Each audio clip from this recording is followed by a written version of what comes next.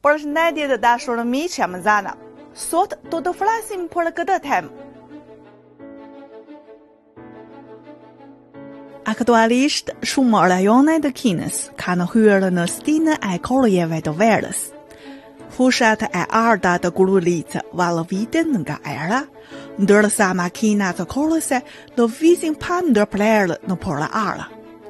Por nëse vizitoni sot zonat rurale të Kinës, do të zbuloni se korrjet verore nuk janë më si më parë. Dikur fermerët mbështeteshin tek përvoja për të parashikuar motin dhe për të planifikuar korrjet.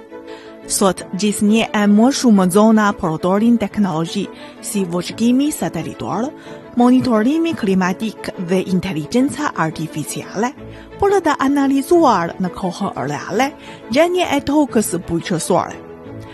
Koha më e përshtatshme për korrje, parcelat që duhet të korrëndohet dhe madje edhe mënyrat për të paksuar humbjet e prodhimit përcaktohet me ndihmën e të dhënave.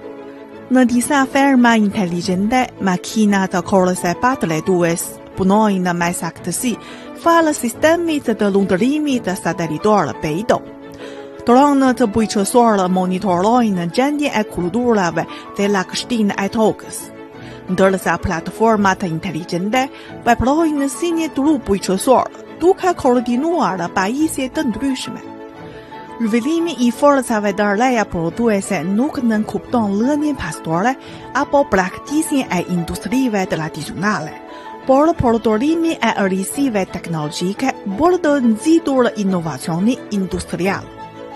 Nga fermat inteligjente dhe makinerisë pa drejtues, nga menaxhimi digital dhe kultivimi me saktësi, teknologjia po jep bujqësisë energji të re.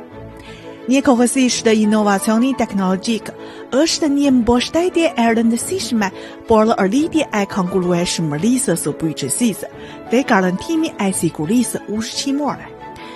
Nga të dish të kultivosh tokën dhe bujqësia inteligjente, nuk ndryshon vetëm mënyrat e prodhimit, por edhe vetë koncepti i zhvillimit.